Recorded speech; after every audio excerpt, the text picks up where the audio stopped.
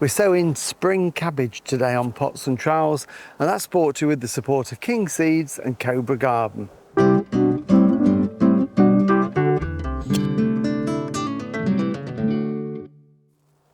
Hello and welcome to Pots and Trowels. Well, I'm in the veg garden at the moment, and this is the brassica bed that has done very, very well so far. The summer cabbages have all been eaten. They were absolutely delicious. We've had cauliflowers in there. Again, they've all been eaten. And then the summer flowering broccoli, which is the first time I've grown it, and that's a variety called Tyrian that we got from King's.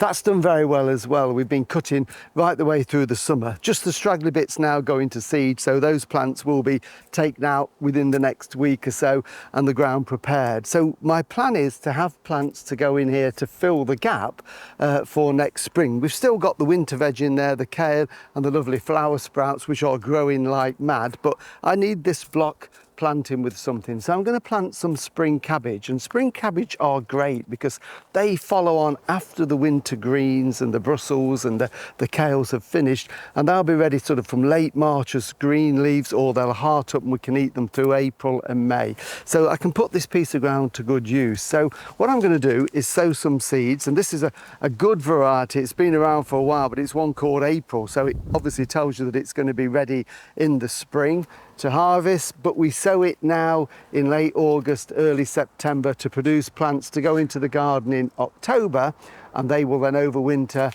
and mature next year. So I'm going to sow these in the greenhouse into some cell trays, and I'm going to show you how to do it.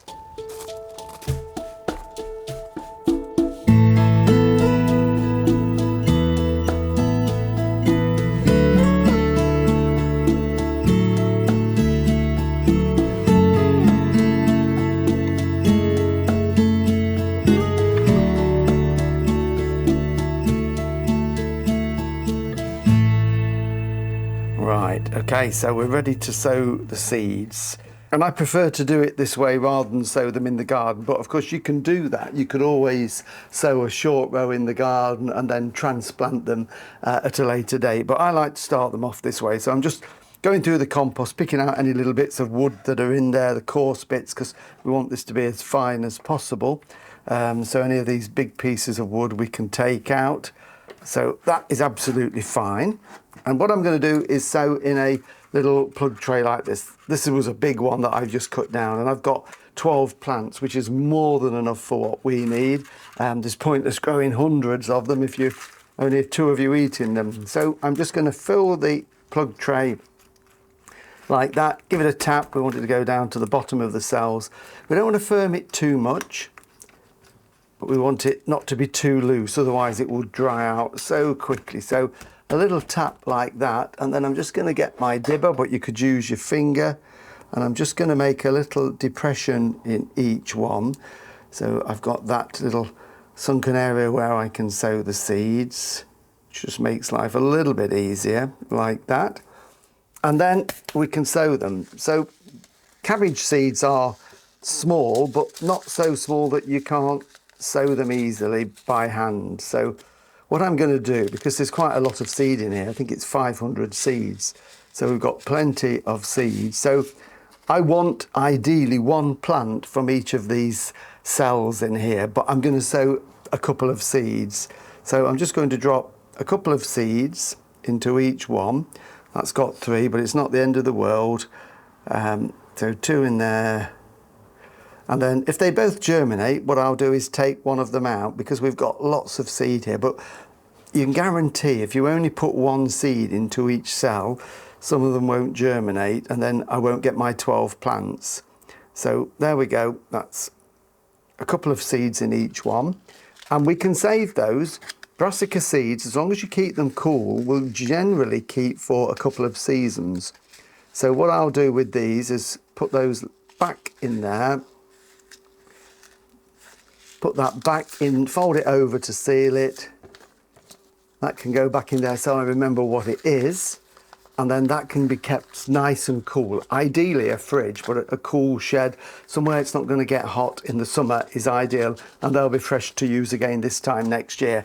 And then literally just a little bit of compost, the fine compost, just sprinkle a little bit over, take the coarse bits off, just level that out. So that's covering our seeds that are in those little depressions with just a thin layer of compost. Tap it down again, and then the most important thing is to put your label in. So it's spring cabbage and this variety is April, and I should have plants really that I'm looking to put out in the garden in about mid-October. So I've got about 6 weeks, and then what I'm going to do with these is germinate them fairly cool, because at this time of the year we can get some quite hot days, especially in the greenhouse, but they do need that little bit of protection. So what I'm going to do is actually put them under the bench in the greenhouse where it doesn't get direct sun on them, but they're protected. And I'm just going to put them on the gravel at the base, and they'll be absolutely fine. You could do this outside in a shady area. Just water them in so that that moistens the compost. You can see it draining through. These peat-free compost drain really quickly. That will moisten the seeds, and I expect those within a week they should start to germinate. And once I've got little seedlings, I can thin them out. Then I will bring them up into the light. As soon as they've germinated, they need good light. Grow them on so that we get strong seedlings, and then in the autumn we can plant them out in the garden, but we'll show you when they're ready to do that.